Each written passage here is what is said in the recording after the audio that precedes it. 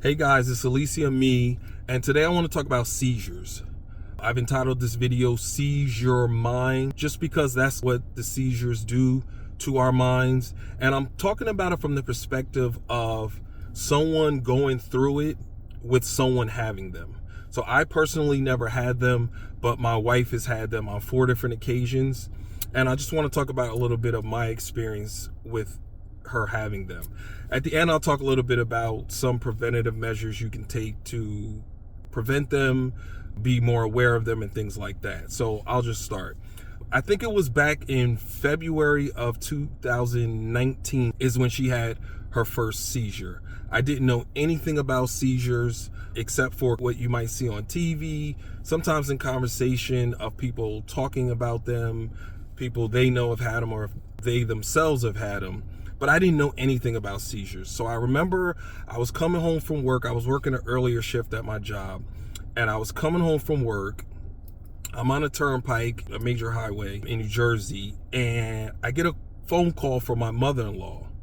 And so I pick up the phone, and she's like, I gotta tell you something. She's a little frantic in her voice, and knew something was wrong, but I didn't know what it was. And she's like, I think had a seizure. She's like, I think she's still having it. I'm doing like 80 miles down the turnpike. So I'm freaking out a little bit because, again, I don't know anything about seizures. So she's like, yeah, I'm like trying to talk, but she's not hearing me. And I'm trying to ask because I don't know anything about seizures. I'm like, she dead? Like, happens when you have a seizure. I didn't know anything. So she's like, on the floor and she's convulsing. So I'm like, well, did you call the ambulance? She alive? She's like, yeah, alive. She's just out of it a little bit. It was like she was in the kitchen or something like that. And she was looking out the window, and then she said she starts looking up at the ceiling of the kitchen, and then she starts like around, and then she just falls. So you slow down, I got over on the highway, and I'm like, okay.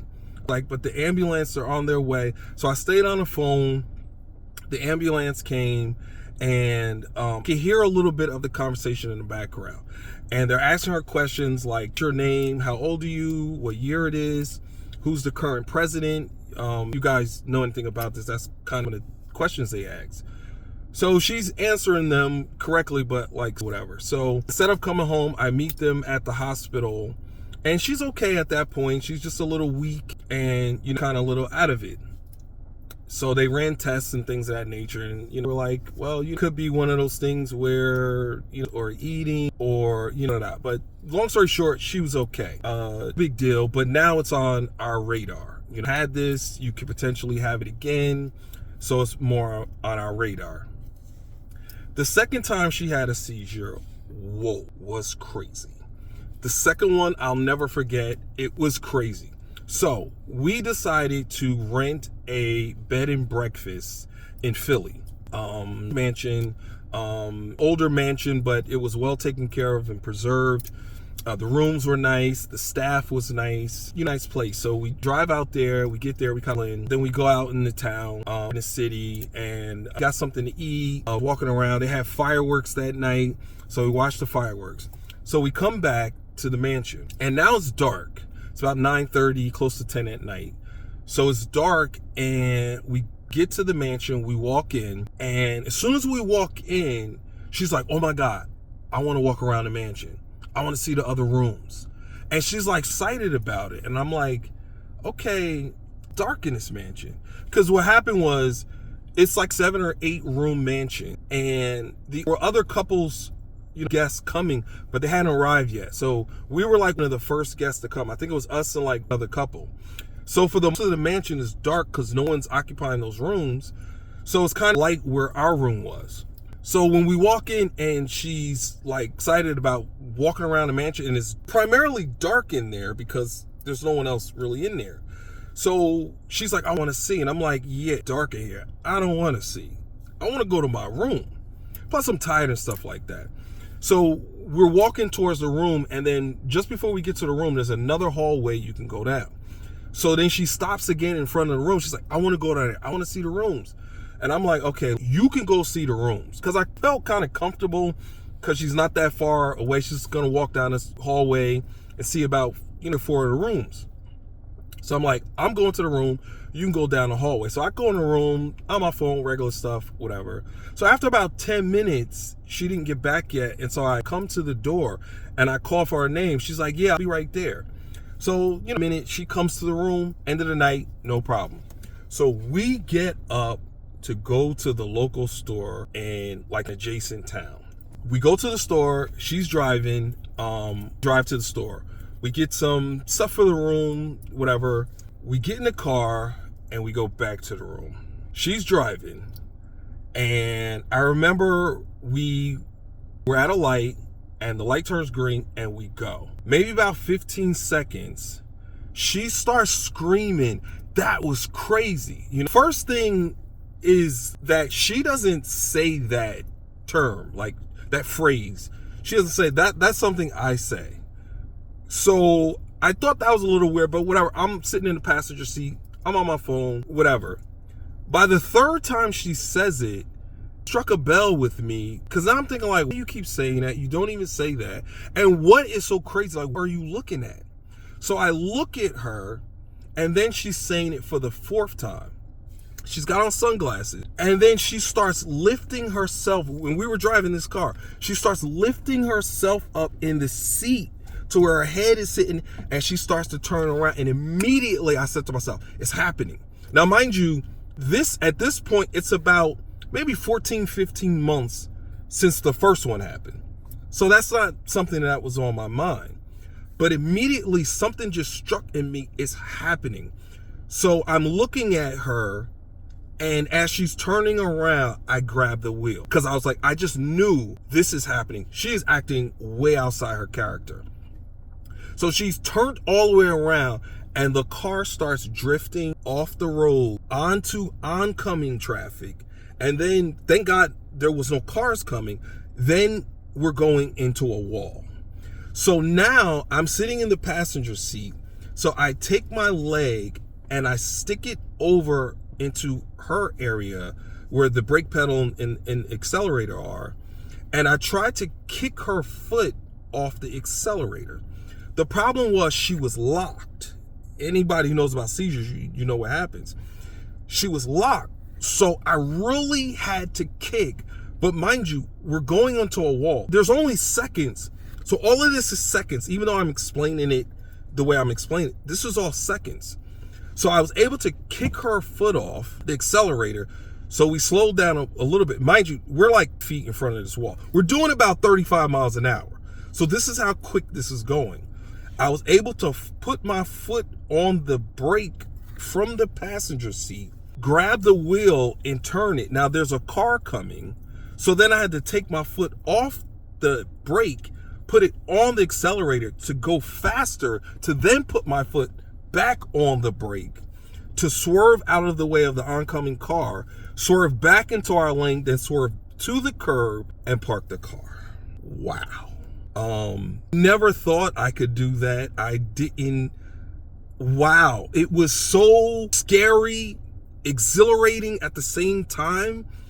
I got the car. Now I'm breathing heavy and she's sitting and she head is drooped and there's a little spit coming out of her mouth. I couldn't see her eyes because she had her sunglasses on. So I remember I stuck my hand in her mouth because I remember from the first one she bit her tongue from the seizure. So I was trying to prevent her from like down on her tongue. Sidebar, they say you're not supposed to stick your hands in their mouth. I don't know, but that's what I did. So I was trying to keep her from biting her tongue, and she's like, so about a minute and a half, she kind of too, and she's like, why are we here? Why are we parked? And she's trying to like the car and drive, and I'm like, you ain't driving nowhere. I had to calmly to her what happened. I gave her time to process. I gave her time to catch her breath. Took a couple of minutes, and then we kind of swapped seats and we went back to the room. The third time she had it at work. Now, this one was interesting because unfortunately, I have to admit, the night before, we kind of a big argument. We kind of don't even remember what the argument was about, but it was a lot of screaming and a lot of yelling. So she woke up to go to work and she was stressing because she woke up a little late and things of that nature. So she goes to work. She gets to work before I get to work. So I get to work, and maybe like 5 hours later, I got a phone call from one of her coworkers that said that they think she had a seizure. So what she did was she left her desk, went to her car, and she said she remembers turning on some like music and just kind of there, stressing about her patients at her job, stressing about me, her husband, and just thought she would just take a couple of minutes. Well, apparently during that time, she had another seizure. She came back in, and one of her co-workers called me and told me what happened. So I kind of worked. I went home to tend to her and things of that nature. The 4th time she had the seizure, we were at home and she was cooking, and thank God I was in the kitchen with her. We were talking about something, and I started talking to her. We're going kind of back and forth, and so I said what I was gonna say, and it kind of a response from her, and she didn't say anything. And I remember she was turning the spoon or whatever she was turning to stir the food, and she didn't respond. So I looked at her, and she's just turning, and then she stops. She comes it up against the pot, and she walks out the kitchen into the dining room, like the direction to go upstairs. And again, immediately I was like, something's not right. So I walked up quickly, and I was walking behind her, like chest was like against her back, because something told me she was gonna fall.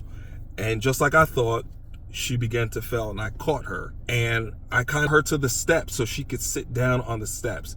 And I was kind of her, and I was speaking into her ear, just encouraging things. You're gonna be okay. You're gonna get through this. You're strong. Just things of that nature. And I think in that instant, I prevented the seizure from occurring. It never went full seizure. She caught her breath, and I brought her upstairs. And she felt better the next day. Why do I say all of this? Because seizures are a hidden, almost silent killer if they're not taken serious enough. If they're not taken serious enough in terms of the first one you have, you should go get medical attention. You should go to the ER. You should have everything checked out about it. If it's determined that your individual will live with them, then there's measures like better. In a lot of those instances, I didn't say, but a lot of those instances, my wife wasn't eating properly. She wasn't really eating. When she stresses, it takes her appetite. She doesn't want to eat. If she's on her menstrual cycle, she's losing a lot of blood, and she's stressing, and she doesn't have an appetite. A lot of these things, when we look back, hindsight, we realize that these things were in play, and it could have been, catalyst for these seizures to happen. So I just want to say, guys, pay close attention to those who you're in charge of taking care of, partners, your life partners, your brothers, sisters, moms, dads, whomever they are. Be mindful of the signs that lead to them. Now, there are different signs. The signs I told you, those were my wife's signs. There may be other signs, slurred speech, feeling like the light is too bright, people tasting things that are not in their mouth, tingling sensation in the fingers. There's a litany of different things that people feel or go through prior to having a full-fledged seizure. But the idea is to be mindful of them, be aware that it's happening, and be ready to take measures. Some of the measures are being ready to catch them, lay them down on their side, not on their stomach, not flat on their back. Mindful of their diet, make sure they're getting their fruits and vegetables. Sure, best as you can, they need to stop drinking or smoking or any toxins that can get into your body or your mind, and they need good rest, and whatever you can do to help alleviate that stress. And in my case, don't be a part of the stress. Shout out to all the husbands out there. Just make it a little bit better. We'll say she hasn't had one in a little over 3 years because we've taken these measures. Not to say she won't ever again, but it seems to be some improvement in the frequency with which she was having them. So I believe that these measures can work, but seizures are serious. Driving situation was crazy, but again, just take those measures to protect and care for people with seizures. These things seize your mind and take over, and all the signals in the neurons, they start shooting off real crazily. This is what's happening when someone's going through a seizure. So even though a seizure seizes your mind, we can seize our mind back. Seize your mind, guys. Thank you.